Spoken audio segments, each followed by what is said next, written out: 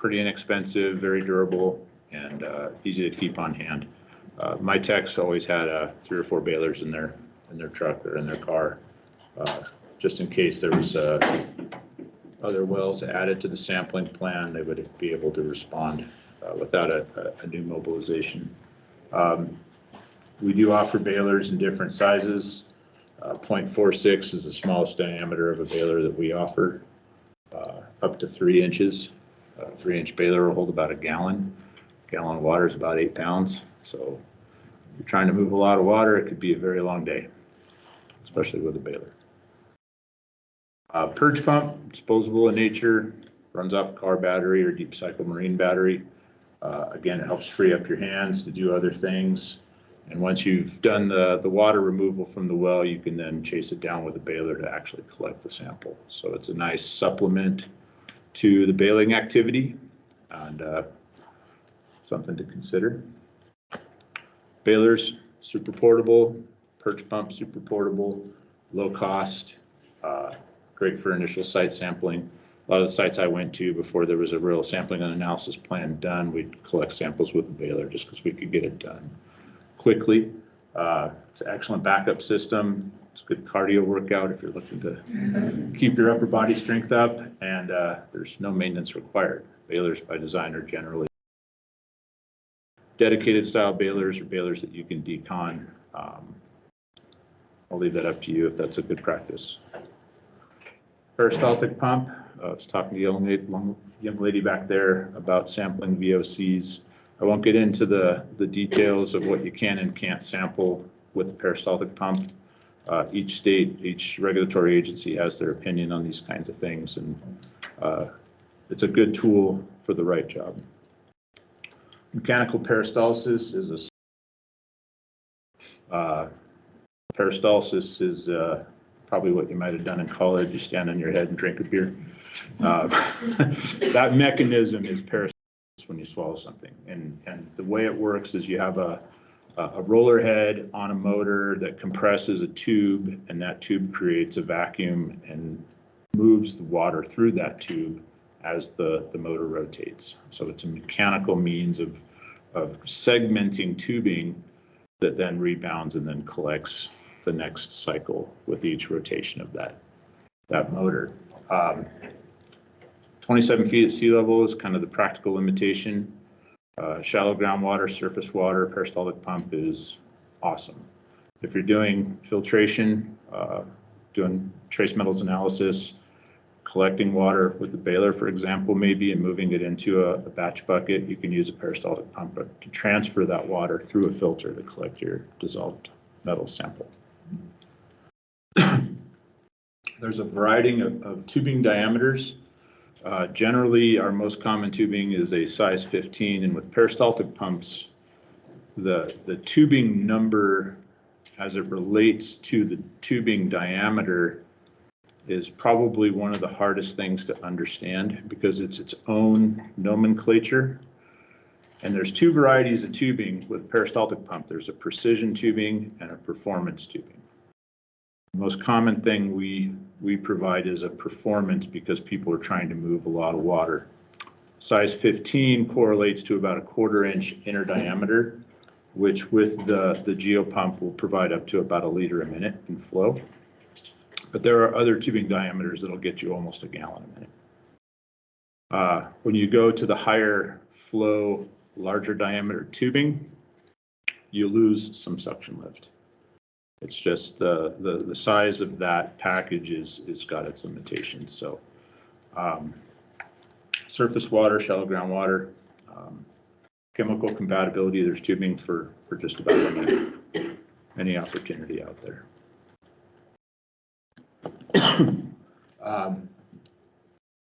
The pump head configurations are rated for performance or precision tubing. And one of the key things that's important to know, because this is a problem sometimes, is you can't intermingle different tubing variety to a specific pump head. If you have a performance pump head, you can't use precision tubing and vice versa. And the problem is it'll run, it just may not work. or it may not work for long. So sometimes there may be an inexpensive tubing option, but if it's the wrong designation, it may not be a good value at all. So keep that in mind. If you use a peristaltic pump and you have a performance pump head, you have to use performance tubing. Great for fluid transfer. You can run it off of wall current or 12-volt DC, so it's good for lab use or in the field. The case that the geopump comes in has compartments for small modular batteries. You can store things in there to basically keep everything self-contained in the case. Excuse me. Portable bladder pumps are a good way of doing VOC sampling and other sampling in shallow wells. The portable bladder pump is good to about 200 feet. It's not fast. Excuse me. Bladder pumps are an intermittent flow versus a continuous flow. They're generally used with VOC sampling, but you can be used for inorganic sampling as well. They require an air supply to operate. The way they operate is they fill hydrostatically. Water enters the pump from the bottom. It fills a bladder. That water is then encapsulated in the bladder. Charge of compressed air goes down to the pump on the outside of the bladder, squeezes it, displaces the water through a check valve on the top of the pump. And then that pressure has to be relieved so the pump can refill. Excuse me. The water is in effect ratcheted to the surface, so you don't have a continuous flow. You have an intermittent flow. It's a patience game. It's a fine-tuning game. The adjustments on a bladder pump are not immediate. Anytime an adjustment is made on a bladder pump, you don't see the result of that adjustment until the second or third cycle in. I used to train my folks to do a kind of a table on a given site. Once they dialed in the pump for optimal performance, any subsequent sampling event, they could go back and retune the pump and replicate that success. The hardest part about bladder pump setup is the initial setup. It's the thing that takes the most time. So if that information isn't documented, you go through that setup on a per well basis every single time, and it becomes really inefficient over time. Bladder pump, 316 stainless steel. It's very durable. Portable, turnkey systems. If you need it on a reel, or if you just need it where you're changing the tubing out between wells, there's options for that. We've designed our pumps that you don't need any external tools. Everything is hand threaded together, slides apart, very easily to maintain and decon. Bladders are easy to change. There's a collar that basically slides into place, compresses the bladder against an O-ring. Again, no special tools. There is a drop tube option.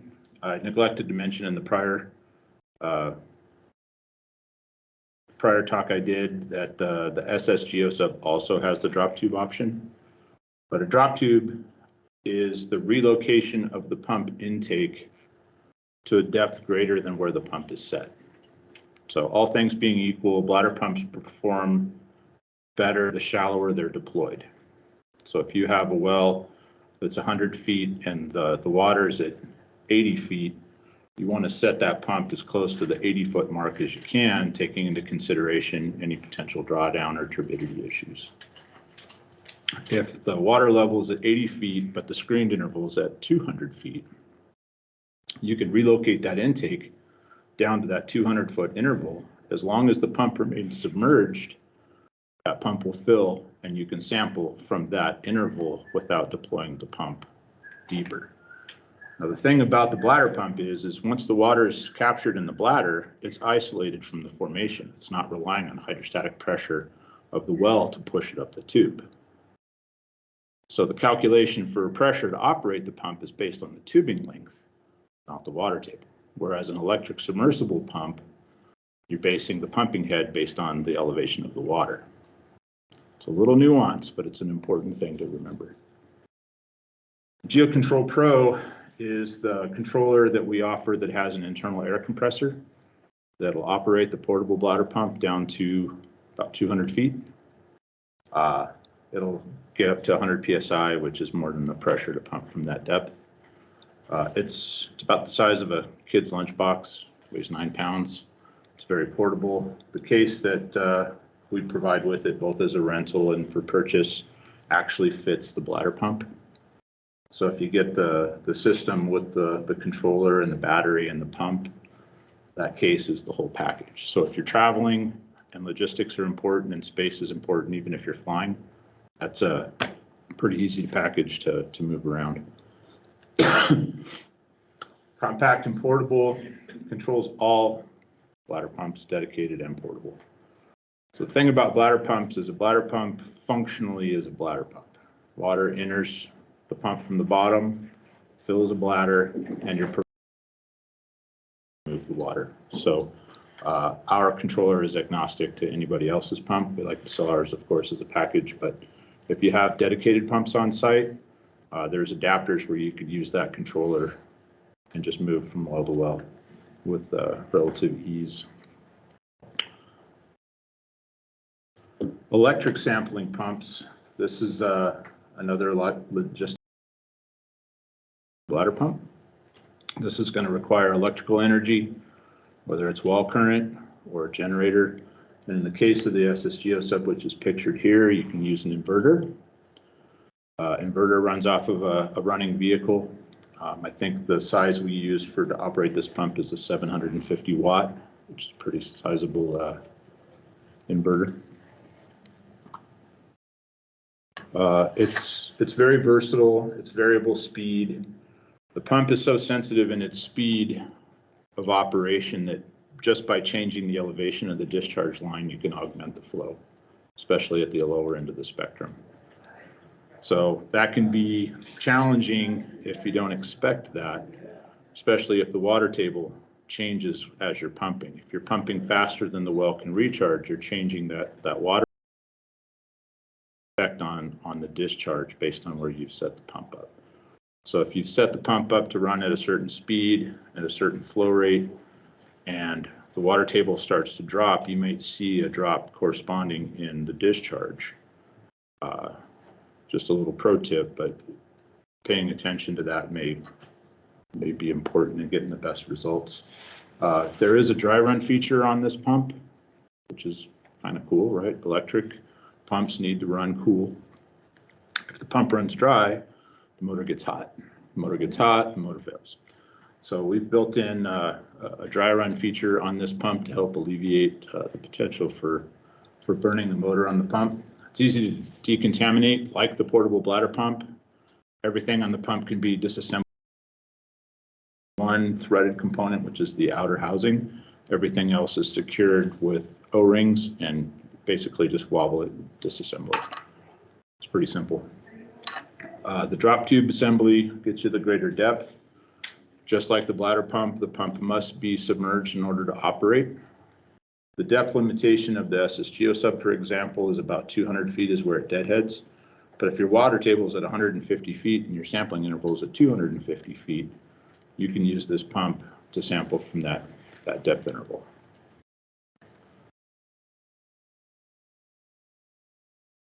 So electric pump considerations, power supply, how are you going to operate it? The SSGO sub is technically a 12-volt DC pump, but it goes through power enhancement through the controller. A small generator, a 1,000-watt generator, will run the pump all day long on half a gallon of gas. The variable speed allows you to sample at lower intervals. I've gotten in lab conditions, of course, but you can get it to where it's like an eyedropper flow. I don't know if anybody needs it that level, but certainly a lot of variability. Low flow sampling, being variable speed, you can maintain turbidity and water level parameters. Decon, the manual goes into very good detail on how to decon the pump. Had a conversation with some folks that were using one up in Wyoming last week. I actually helped them with some troubleshooting, but they had a lot of turbidity and silt, and they couldn't get the turbidity and silt to diminish. No matter how they adjusted the pump, the formation is such that they just couldn't clean up the well. Went through the decon procedure and found that they were doing an external wash without taking the pump apart, and we found that there was some sediments in the pump. So something to keep in mind on any pump as a best practice is what are the decon procedures, and are you accomplishing something that's going to minimize potential for cross-contamination. Manufacturers, regardless if it's of a geotech product or somebody else, has decon procedures on how to maintain and operate their equipment. And I'm a big advocate of making sure you understand the equipment so that when you do mobilize to the field, as a best practice, you can troubleshoot the equipment and get the best use of it. Maintenance is very important. All pumps require maintenance. Even bladder pumps. I've seen bladder pumps where the upper check ball has gone oval because there's just enough sediment in the well that each time that check ball moves up and down, there's enough abrasion that round ball becomes seal. So even though the bladder pump is very durable, for example, it is still subject to maintenance. Alternative sample technologies. We've got the inventor of the field sink here, the snap sampler, drum samplers, and soil samplers. The field sink is alternative to back in the day. We all improvise in the field on how we manage the discharge line on our pumps, and it's probably a good potential for a dirty sample if we're not careful. Who here clips a tube to a bucket or drills a hole in a bucket? Right, that's what we do, right? We get a metal paper clip or whatever, and we just make it work. If we're sampling from that same line and that discharge line touches the discharge water in a bucket that may not be deconned, are we getting the best quality of sample? Might be arguable, I don't know, probably, but something to consider. The field sink is basically a product that mounts on top of a bucket. The bucket that comes with the kit is actually graduated, so if you're having to remove some volume of water, the bucket is pre-measured. It's got a grating on top so that the discharge tube will free up your hands as it fits in that cradle, and any overflow goes in the bucket. It's about the cost of a case of balers, and frees up your hands and definitely keeps the discharge line from touching anything other than the sample. Some features of that: it's a labor saver, up to 3 inches of a predictable workstation. I've sampled a number of wells from the back of a truck, and sometimes they're on the side of a hill, and sometimes you can't get right up to the well because of trees and bollards and other things that are in the way, so you kind of improvise on a well-to-well basis. This is a way of having a workstation versus an improvisation in the field. Consolidates everything. There's little holders for the sample vessels, so you don't have to worry about wobbling and tipping things over. It's a pretty cool tool, I gotta say. It's one of those things where I wish I would have invented it, because all my techs would have one. Has anybody heard of the snap sampler? Snap sampler is an awesome tool that has some white papers written on it. It's an instantaneous grab sample without purging a well. So unlike a baler or a bladder pump or an electric submersible pump, the snap sampler is deployed with the sample bottles on an actuator to the depth interval where you have to collect the sample. It relies on the normal movement of water through the formation to provide the sample. And once deployed, usually after 24 hours or 48 hours, you can actuate it. The sample is collected in the well at the interval that you want to collect the sample, and you submit the bottle that's in the snap sampler to the lab. So there's no hands-on, and it's an instantaneous sample. The limitation is you can only do a maximum of 6 actuators. So depending on the sample volume you need, it may not be enough. You're not required to install 6 of the actuators.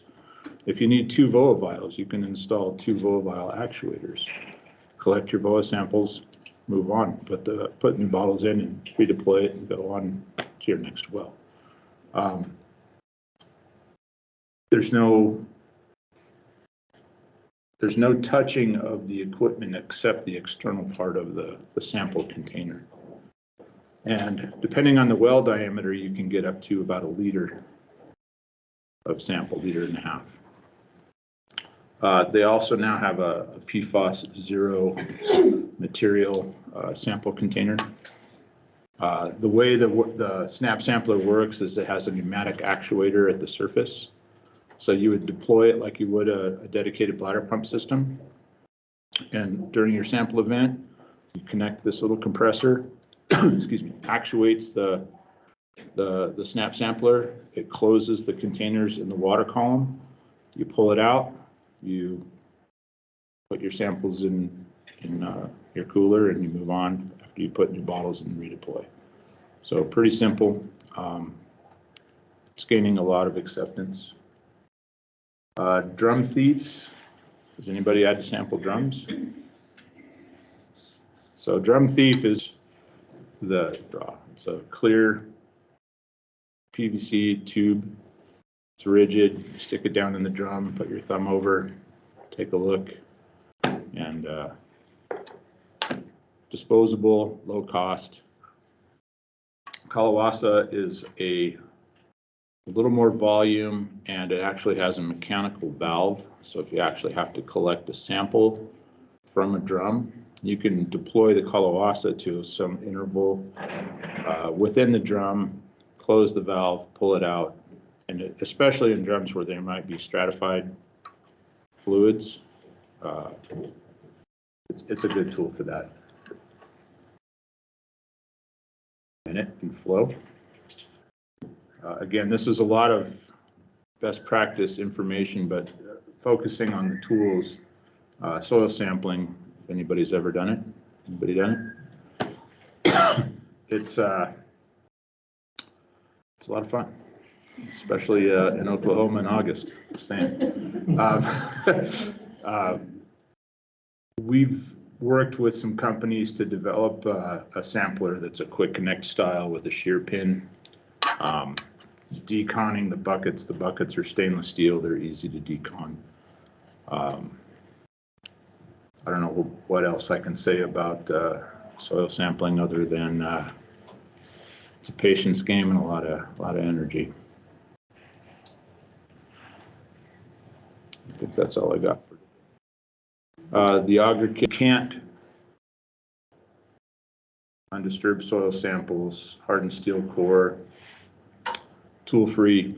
One thing about geotech, and I mentioned I've been here a while, we try to take actual field practicality into the manufacturing process. Durability wins the day, all things being equal. Simplicity of use, or maybe an inexpensive tubing option. You can't really dress up soil sampling other than making sure the equipment works and is durable and easy to clean. And again, probably noticed a theme. A lot of the equipment that we have it doesn't require special tools to operate or maintain. The bladder pump, the SSGO sub, everything comes together and disassembles by hand. Same is true for our soil sampling equipment. There's a shear pin that's got a clip on it. You undo the clip, you pull it apart, you do your decon, and you're back to work. No wrenches, no strap wrenches, no heavy duty stuff to get her done. All right, a lot of material, and if there's anything that anybody would want some elaboration on, what you got? Yeah, I was wondering what we're seeing with the regulatory agencies with the SNAP sampling, no purging the SNAP sampling. Are they accepting it, or is it starting to be used more? So there are a number of white papers on the SNAP sampler. it falls into that category of passive diffusion bags and other types of samplers of that nature. The key difference is the actual movement of fluid through the well is captured in real time with the SNAP sampler after it's been deployed and any settling has occurred. When you're doing something passive, it's always a question as to whether the regulator will agree that what you're sampling for is represented in that sample. You know, we've built an industry around pumping things and disposing of water that we pump and collecting lots of bottles to send to labs at great expense. It's a lot of work. The SNAP sample eliminates a lot of that labor, and the data in the white papers suggests that acceptance is much higher year over year. The entities that are accepting of this technology speak very highly of it, but I've sampled and done remediation work in a variety of states, and they are not all the same. Everybody has their favorite flavor. So I would say utilize the white papers that are available. I think we have them on our website, that if you're submitting a sampling and analysis plan, at least you have some backup to say, here's who's using these, here's the results they're getting, and here's the site conditions under which they work the best. Okay, that's a great question. Thank you. Anybody else? Yeah. Yeah, someone's asking if that has dedicated tubing in the field sink. Can you do dedicated tubing in a field sink? I would say yes. And I would qualify that with an asterisk to say it depends on what you're sampling for. Now, some sites that I've seen have dedicated tubing for both VOCs and inorganic sampling. If the tubing is long enough and is stored in the well or in some means of encapsulating that tubing so that there's no cross-contamination, I don't see why that would be a problem. Does that answer the question, I hope? Okay. Anybody else? Yes, sir. On the electric pump, what was the power requirement on the generator? So SSGO sub, a 1,000 watt generator, or even an 800. I've seen them that small. Yeah, we wanted to make the pump as economical to use and as logistically easy to use as possible. And together slides operator, the easier it would be to mobilize to the site. You don't need a pickup. With a Grundfos Ready Flow 2, which has greater depth and greater flow characteristics, requires a much larger generator to operate.